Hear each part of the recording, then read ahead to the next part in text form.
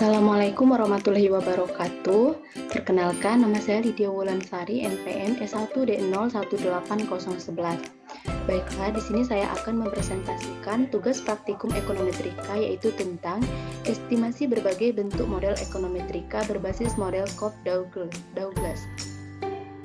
Di sini membahas ada 4 bab. Yang pertama, 4 pokok pembahasan. Yang pertama, bab 1 pendahuluan, bab 2 yaitu metode penelitian, bab 3 yaitu tentang pembahasan, dan bab 4 yaitu kesimpulan dan saran. Baiklah, di sini kita masuk ke bab yang pertama, pendahuluan. Di mana pendahuluan itu sendiri membahas tentang 3 topik. Yang pertama, latar belakang, yang kedua rumusan masalah, dan yang ketiga adalah tujuan. Yang pertama, latar belakang. Padi atau Oryza sativa merupakan tanaman pangan utama di dunia yang kaya akan karbohidrat, sehingga menjadi makanan pokok oleh sebagian besar masyarakat di dunia. Padi termasuk jenis tanaman biji-bijian atau cerealia. Berdasarkan klasifikasinya, padi tergolong ke dalam familia rumput-rumputan dengan nama genus Oryza. Di Indonesia, karakteristik padi mampu tumbuh di sepanjang musim.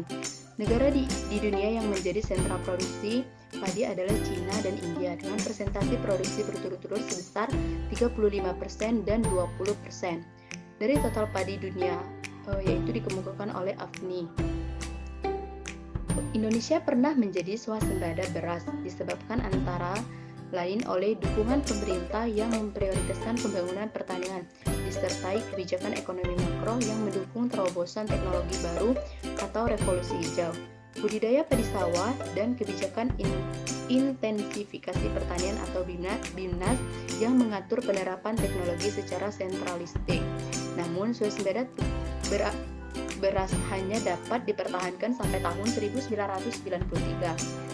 Intensifikasi melalui program BIMNAS akhirnya berakhir karena meningkatnya kerusakan lingkungan disertai resistensi hama terhadap pestisida yang disebabkan konsumsi pestisida dan pupuk kimia yang meningkat. Program peningkatan ketahanan pangan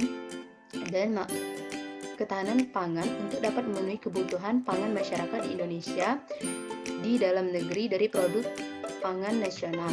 Ketahanan pangan bagi suatu negara merupakan hal yang sangat penting, terutama bagi negara yang mempunyai jumlah penduduk yang sangat banyak seperti Indonesia. Jumlah penduduk Indonesia diperkirakan mencapai 220 juta jiwa pada tahun 2020 dan diproyeksikan 270 juta jiwa pada tahun 2025. Hal ini dikemukakan oleh Hasrimi Mutakin pada tahun 2012.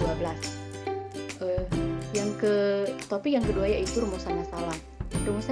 Masalah yang pertama, bagaimana pengaruh input produksi terhadap jumlah output yang dihasilkan? Yang kedua, apakah masing-masing input memiliki nilai elastisitas yang sama? Yang ketiga, bagaimana kondisi skala usaha yang dijalani petani, yaitu IRS, DRS atau CRS. Tujuannya yang pertama yaitu untuk mengetahui pengaruh input produksi terhadap jumlah output yang dihasilkan. Yang kedua, untuk mengetahui masing-masing input memiliki nilai elastisitas yang sama. Yang ketiga, untuk mengetahui kondisi skala usaha yang dijalani petani, IRS, DRS atau CRS.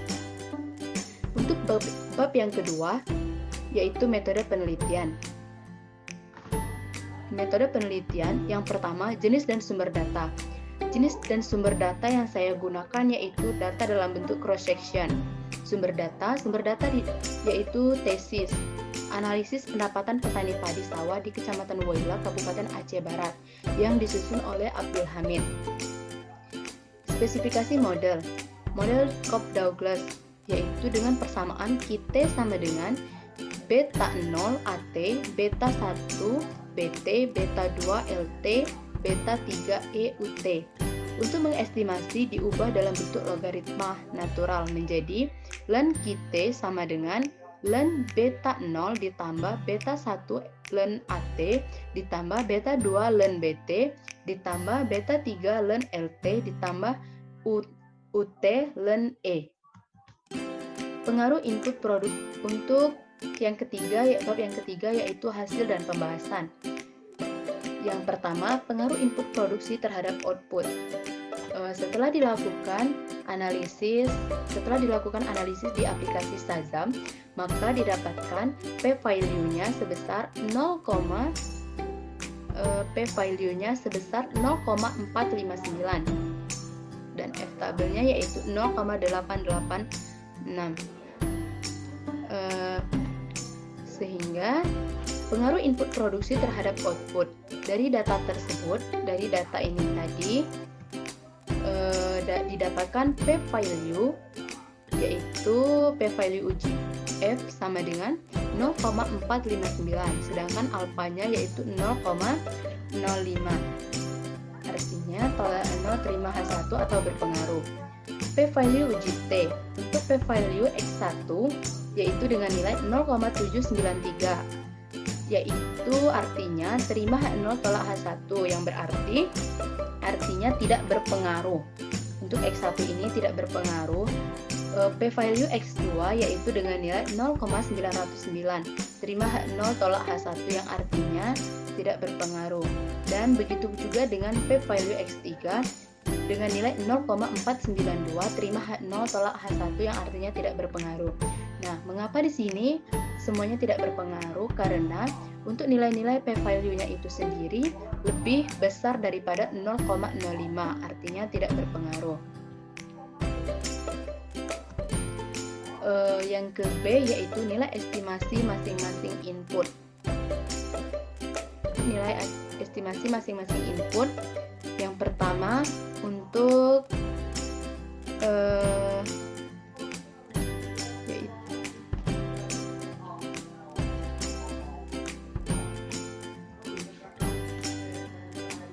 berdasarkan analisis ini yang telah dilakukan di Shazam, maka dapat didapatkan X1, X2 sama dengan nilai ininya.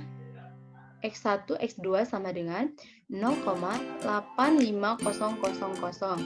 Artinya nilai ini, nilai F-nya lebih besar dari alfa, yang berarti terima H0 tolak H1, yaitu tidak berpengaruh.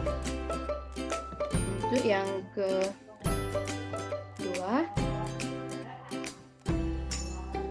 kedua, X1, X3 dengan nilai 0,57436. Artinya lebih besar dari alfa, terima H0 tolak H1, yang berarti tidak berpengaruh.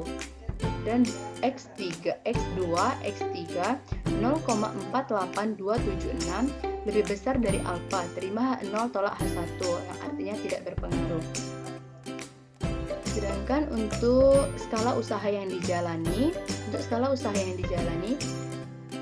ini adalah analisis yang dilakukan di aplikasi Shazam.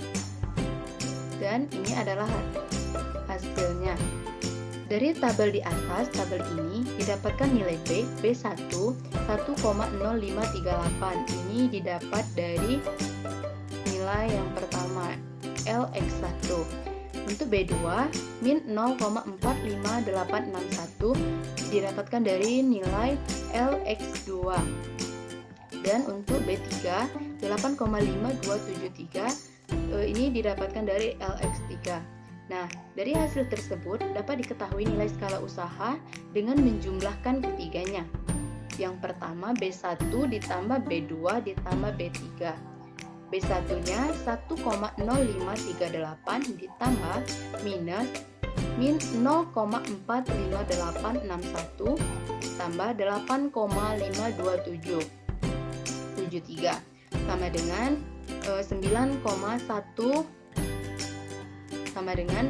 9,12249. Dari hasil di atas dapat disimpulkan bahwa dapat didapatkan B1 ditambah B2 ditambah B3 lebih dari 1, yang artinya skala usaha tani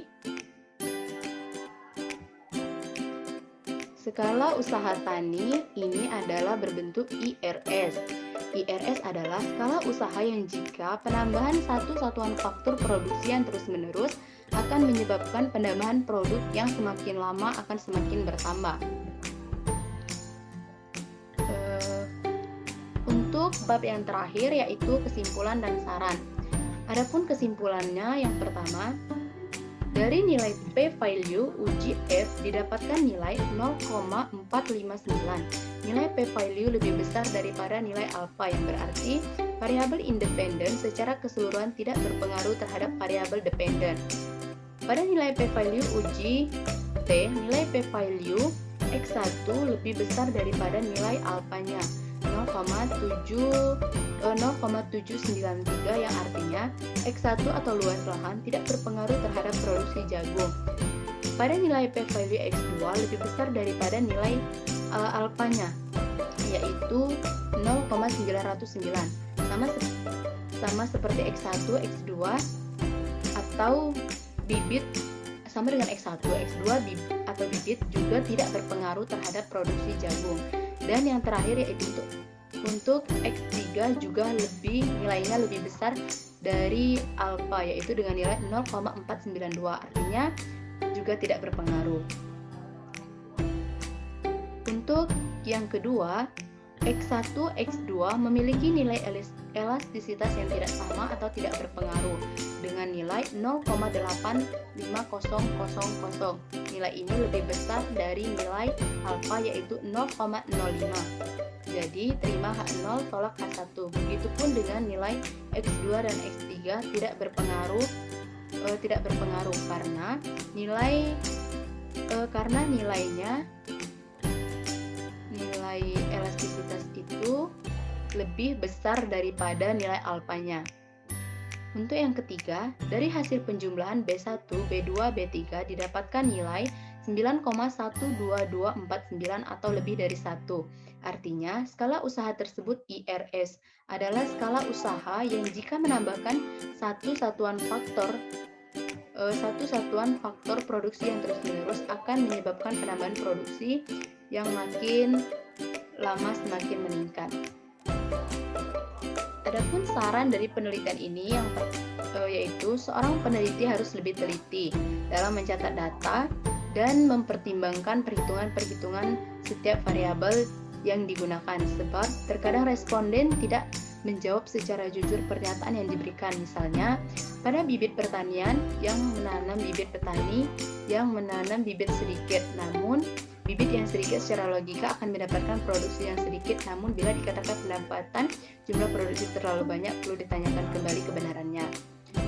Mungkin cukup sekian presentasi dari saya. Apabila ada kesalahan, saya mohon maaf. Saya akhiri. Wassalamualaikum warahmatullahi wabarakatuh. Semoga bermanfaat.